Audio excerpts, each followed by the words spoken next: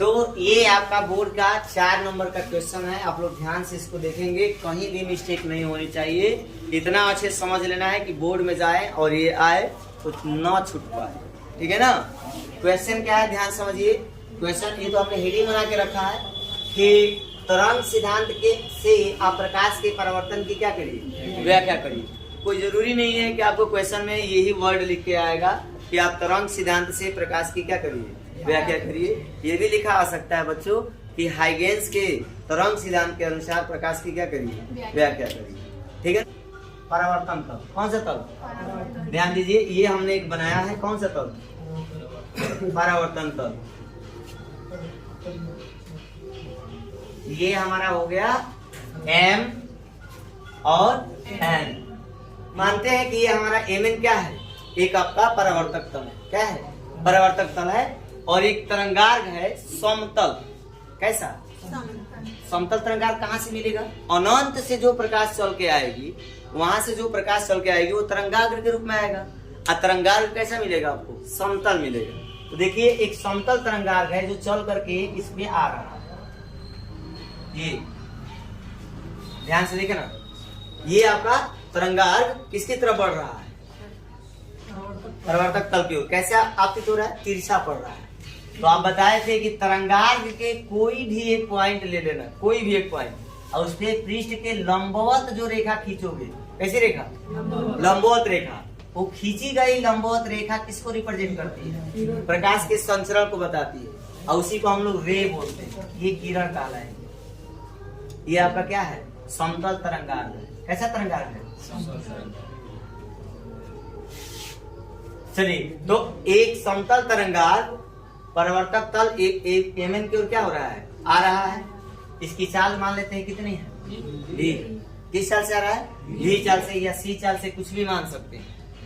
अब ये तिरछा आ रहा है, जिसका ये निचला पॉइंट क्या है, a, और ऊपरी पॉइंट क्या है। आप सोचिए कि सबसे पहले ये जा करके जब इस पे टकराएगा तो इसका कौन सा पॉइंट टकराने वाला, निचला ही पॉइंट टकराएगा। तो सबसे पहले तरंगार्घ का निचला पॉइंट इस परावर्तक तल के बिंदु से क्या होगा, टकराएगा। ये तो टकरा गया, लेकिन ये कहाँ रह गया बेचारा, हवा में, ठीक है। अब जब ये टकरा गया है, कौन सा पॉइंट, ए पॉइंट, तो इस तरंगार्घ के टकराने के पश्चात ये तो यहाँ रुकेगा नहीं। टकराने के बाद क्या होगा, रिटर्न होगा, क्योंकि यहाँ से नई तरंगे क्या होंगी, निकलेंगी।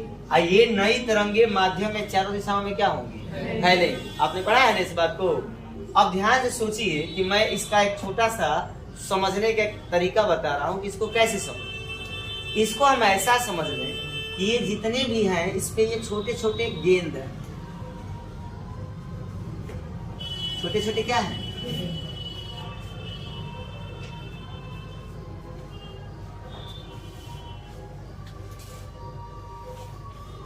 गेंद है। गेंदों का एक समूह एक लाइन से आकर के तिरछा जाकर के इस तल से क्या हो रहा है, टकरा रहा है। तो आप समझिए कि सबसे पहले कौन सी गेंद टकराएगी, ये गेंद टकराएगी। ये गेंद तो टकराएगी नहीं। अच्छा, टकराने के बाद ये यहीं तो रुकेगी नहीं। हम जानते हैं कि जब लाइट टकराती है तो टकराने के बाद जब परावर्तित होती है तो उसके चाल में कोई परिवर्तन नहीं होता है। तो ये गेंद टकराने के बाद इधर जाएगी। अब यहाँ से जो वेव थ्योरी कहती है वो सभी दिशाओं में तरंगे निकल के जाती है। मतलब इधर भी जाएगी, इधर भी जाएगी, इधर भी जाएगी, इधर भी जाएगी, सभी दिशाओं में संचरित होगी। इसके टकराने के बाद गेंद ये टकराएगी, उसके बाद ये टकराएगी, उसके बाद ये टकराएगी, उसके बाद ये टकराएगी, ये टकराएगी, उसके बाद ये टकराएगी। ऐसे करते करते करते अंततः हमें जा करके आपका बी वाली गेंद इससे क्या होगी, मानते हैं कि नहीं मानते। तो ये हो गई जा करके टकराई। अब देखिए इसको यहां से जा करके इसको यहां इससे टकराने में जितना वक्त लगा होगा उतने वक्त में यहाँ की जो गेंद टकराई होगी वहां से कहीं और दिशा में गई होगी। क्योंकि तरंग है तो सभी दिशाओं में जाती है। तो अगर हम मान लेते हैं कि बी को इससे टकराने में कितना टाइम लगा है, टी समय लगा है, तो ये जो ए टकराई हुई गेंद है ये टी समय में इसकी नई स्थिति क्या होगी। अगर इसकी चाल बच्चों भी है, कितनी है, भी है, तो यहाँ से यहाँ दूरी कितनी हो जाएगी बताइए। तो तो चाल बराबर दूरी बटा समय, तो दूरी बराबर चाल गुणे समय। तो ये हो गया v इंटू इतना दूरी तय की है और इतना ही दूरी का रेडियस लेंगे। अब बच्चों एक चाप हम क्या कर देंगे, कटा देंगे। ये चाप हमने क्या कर दिया, कटा दिया। अब यहाँ से जो तरंग निकली है ध्यान से समझिएगा, यहाँ से जो तरंग रिफ्लेक्ट हुई आकर टकराई वापिस गई, वो तरंग यहाँ भी हो सकती है, यहाँ भी हो सकती है, यहाँ भी हो सकती है, हर एक जगह हो सकती है ना। तो यहाँ से ये गेंद टकराई है यहाँ, उस समय ये तरंग इसके किसी भी पॉइंट पर हो सकती है। इसलिए इस पॉइंट से इस पर हम क्या डाल देंगे, स्पर्शी खींचेंगे। क्या खींचेंगे, स्पर्शी।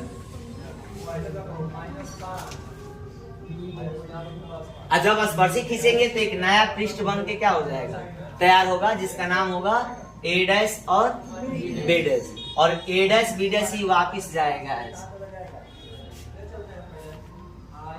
तो ये हो गया आपका ए बी आपतित तरंगार्ग, और बी ए डैश बी डैश कौन सा तरंगार्ग हो गया, परावर्तित। अच्छा, आपतित तरंगार्ग का जो है किसी बिंदु पर खींचा गया अभिलंब प्रकाश किरण को बताता है ना, जिस बिंदु पर टकराता है वो कौन से बिंदु होता है, आपतन बिंदु। तो आपतन बिंदु पर खींचा गया अभिलंब, देखो क्या है आपका अभिलंब। तो अभिलंब और आपतित किरण के बीच के कोण को क्या बोलते हैं, आई बोलते हैं। अच्छा, ये कौन सी किरण है, ये कौन सा तरंगार्ग है, परावर्तित। इसके इस बिंदु पर अगर हम क्या खींचे, लंब, ये कौन सी किरण रिप्रेजेंट होगी, ये परावर्तित किरण हो जाएगी। इस बिंदु पर खींचा गया लंब क्या होगा, अभिलंब। ये कितना हो गया, तो ये हो गया आई और ये हो गया। अच्छा, ये देखिए ये दूरी कितना है बच्चों, v इंटू टी। तो ये दूरी भी कितने होगी, v इंटू टी। होगा कि नहीं होगा। चलिए एंगल डिफाइन करते हैं, ध्यान से देखिएगा। इस पे हमने इसको क्या डाला है, लंब। तो ये कितना डिग्री का होगा, नहीं 90, तो यहाँ से यहाँ तक होगा ना।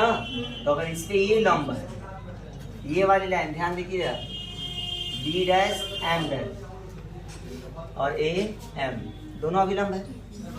ए एम भी अभिलंब है और बी डैश एम भी क्या है, अभिलंब है। तो एंगल अगर ध्यान से देखिए तो इस पे ये क्या है, 90 डिग्री है, ये हो गया 90 डिग्री। यहाँ से लेकर के यहाँ तक का कितना एंगल हो गया बच्चों, 90। एक एंगल अगर और गौर से देखोगे तो ये वाला एंगल भी कितना हो रहा है, ध्यान से पकड़िएगा बात। यहाँ दो एंगल 90 डिग्री पे है, एक अभिलंब और एक परावर्तित किरण। तो परावर्तित किरण क्या है, ये परावर्तन जो आपका है तरंगार्ग उस पर 90 डिग्री बना रहा है, और ये परावर्तक तल पे 90 बना रहा है। अगर हम ये मानते हैं कि ये बताओ, तुम अपने दिमाग सोचना, अगर ये आर माने हो, कितना माने हो, तो अगर तुमसे कोई ये पूछे कि बच्चों ये बताओ इसका एंगल कितना हो, सोच के बताओ कितना हो।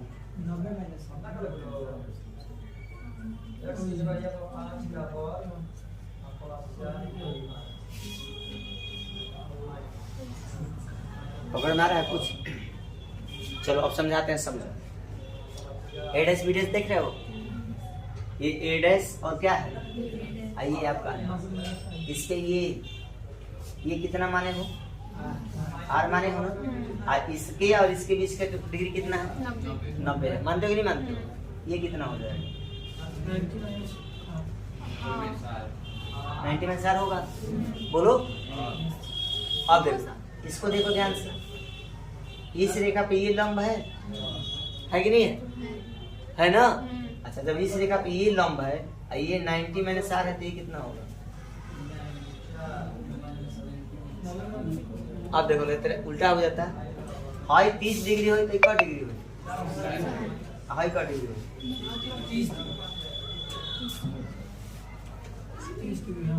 इस रेखा पे ये लंब है ना, तो जब ये 60 डिग्री का है तो ये कितना डिग्री का, 30 डिग्री का होगा। नहीं समझा, अगर ये 30 है तो ये कितना होगा, 90 माइनस 30, 60 डिग्री। अगर ये 90 माइनस 30 है तो ये कितना होगा, 30। समझ में आ गया। अगर किसी पॉइंट पर कितना डिग्री बना है, 90 डिग्री बना, और उसमें दो कोण है, कितने कोण है, तो अगर एक थीटा होगा तो दूसरा कितना होगा, 90 माइनस थीटा होगा। नॉर्मल सी बात है। तो अगर हम ये कहें कि ये जो लाइन है और ये जो लाइन है कितना डिग्री बना रही है? 90 डिग्री बना रही है ना। तो जब ये और ये मिलकर 90 बना रही है, ये आर है, तो इसके बीच का अगर कोई एंगल पूछेगा तो ये कितना होगा? तो 90 माइनस आई हो आर होगा। ये और ये मिलके कितना बना रहा है? 90। तो अगर ये 90 माइनस आर है तो ये क्या होगा? यहाँ आते हो देखो, इस लाइन को देखो, आपतित किरण को और आपतित तरंगाल कितना डिग्री पे होता है? 90 डिग्री होता है। अगर ये आई है तो बच्चों ये बताओ कि ये कितना होगा? बताओ तो। हाँ, 90 माइनस आई होगा। ये कितना होगा? आई होगा। तो ये हो गया आपका आई, ठीक है। इस तरह से ये आई हो गया, ये क्या हो गया? क्लियर हो गया। अगर इतनी बात आपको समझ में आ गई तो डेरिवेशन में सब खत्म हो गया। इतना ही चीज आपको समझना है। फिर से समझिए, ये समझना बहुत जरूरी है बच्चों।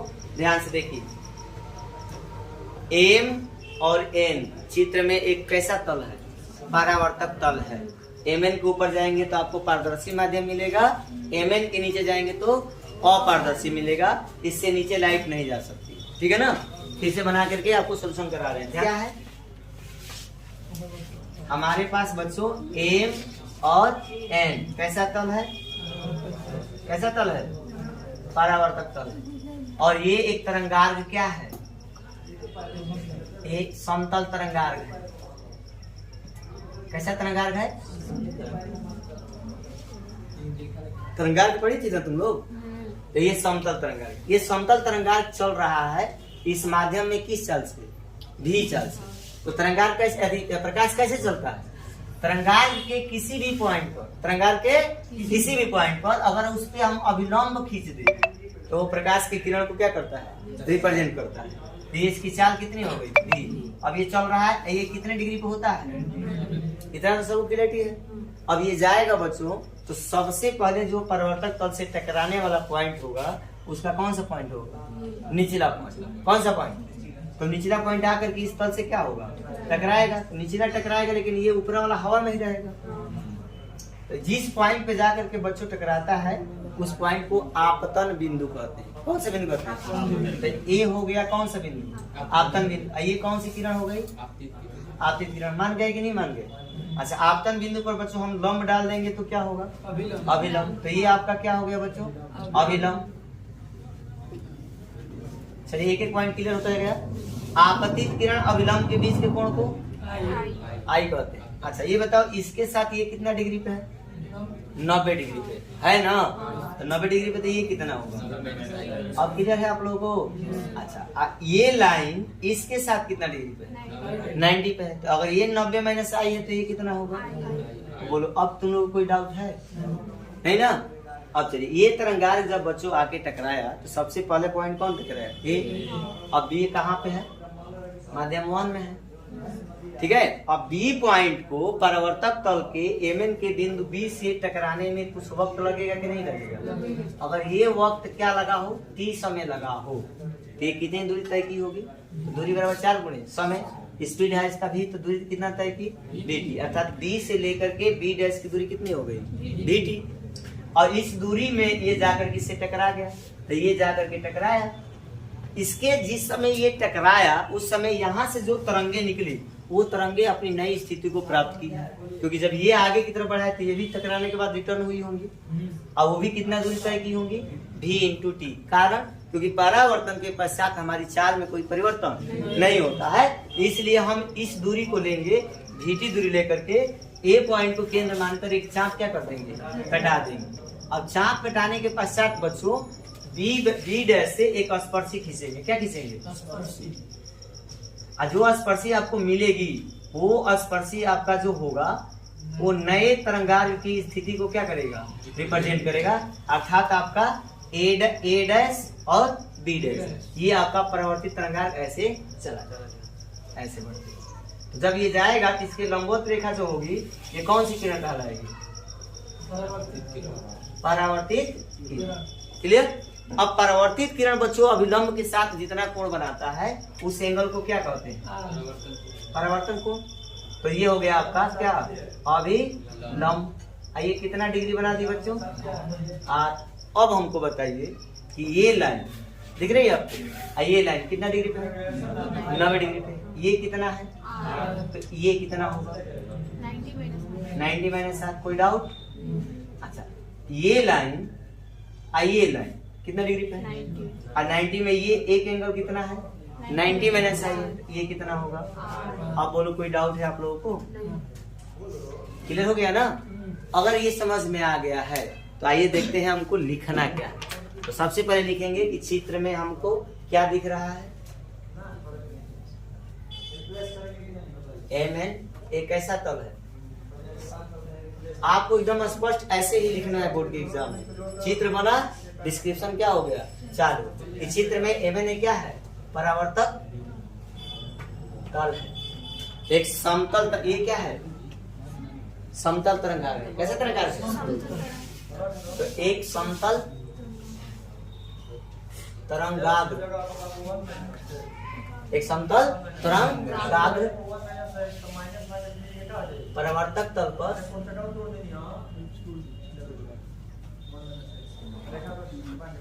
तिरछा, तिरछा क्यों लिखा रहा है? ऐसे जा रहा है, ठीक है ना? तो तिरछा भी चाल से क्या होता है? भी चाल से आपतित होता है। क्लियर? जब तिरछा आपतित होगा तो सबसे पहले कौन सा पॉइंट टकराएगा? निचला, निचला रहेगा। तो देखेंगे कि सर्वप्रथम तरंगाग्र का निचला सिरा किससे टकराता है? परावर्तक तल के बिंदु A से क्या होता है? टकराता है। चलिए, टकराता है। क्लियर हो गया? और जब इससे टकराएगा तो हाइगेंस के द्वितीय तरंग सिद्धांत के अनुसार यहाँ से नई तरंगे निकलना क्या होंगी? उत्सर्जित हो जाएंगी। देखेंगे कि हाइगेंस के सिद्धांत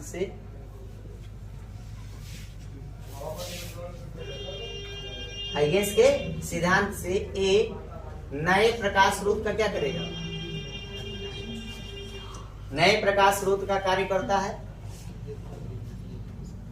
जिससे कौन सी तरंगे निकलती है?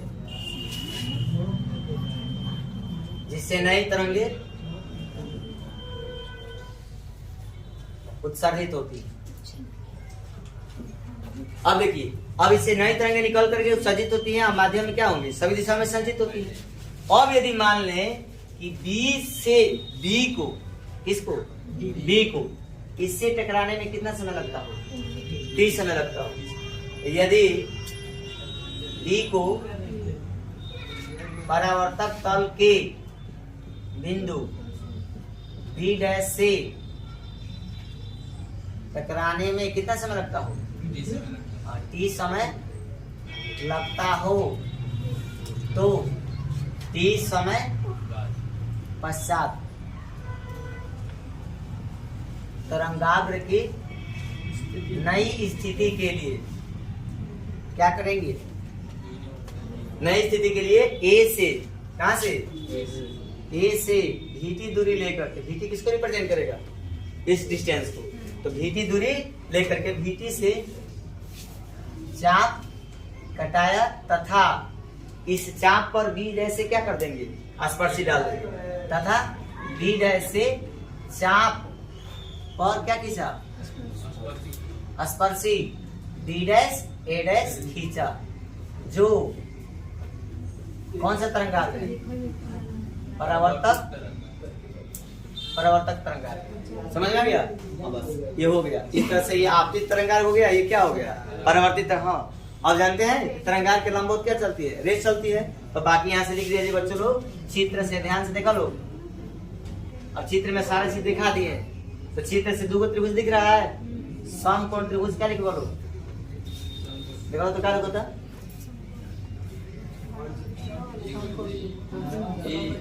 त्रिभुज ले लो। चित्र से त्रिभुज एगो कौन बनता है? देखो लो, A' B B' एगो बनता ना? तो A' B B' एगो त्रिभुज और ही बनता है। देखो लो, B' तो बता A' ए। ध्यान दो, जितना दूरी हुआ ए डैश बी डैश के बाद वही दूरी करके क्या बराबर ए डैश बाकी ना बनो। तो दो त्रिभुज बन रहा है, इस त्रिभुज की एक भुजा इस त्रिभुज की एक भुजा के बराबर हो गई। बोला लो हाई दूरिया बी डैश ये दूरी के बराबर बनो। अच्छा हाई एंगल के बराबर बनो नहीं, ये वाला नहीं। और हमको देखो ए बी ए और B dash A B dash बराबर ए बी डैश ये क्या है सर्वांशम तो देखो एक भुजा दोनों के लिए क्या हो गई उभयनिष्ठ। फिर इसको बोलो हो गई है पढ़ने आ रही है सब परीक्षा में रोएंगी।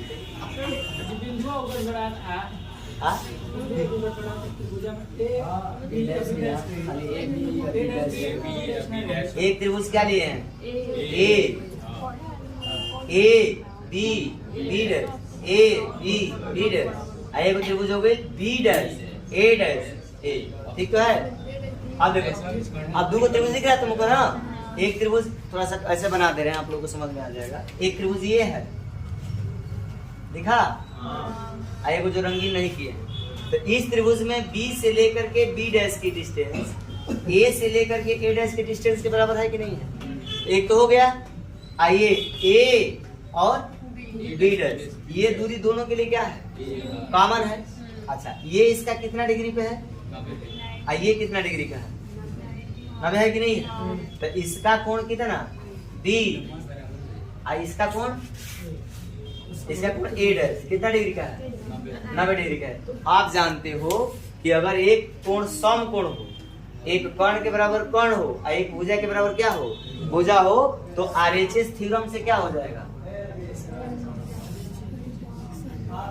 आरएचएस सर्वंग समता से ये दोनों त्रिभुज क्या होंगे तो ए बी बी डैश सर्वांगसम हो जाएगा बच्चों किसके बी डैश ए डैश और सर्वांगसम त्रिभुज का सब कुछ क्या होता है बराबर होता है। तो इस त्रिभुज का कोण ये B A B dash B A B dash किसके बराबर हो जाएगा इस कोण के बराबर ए डैश बी डैश और ए। और ध्यान से देखा जाए तो इसको हम किससे रिप्रेजेंट किए हैं आई से। इसको किससे रिप्रेजेंट किया है आई बराबर आर। किसका नियम है परिवर्तन का नियम है। तो यहाँ लिख देंगे जो परिवर्तन का क्या है तो जो परिवर्तन का नियम है और यही हमको क्या कहते हैं।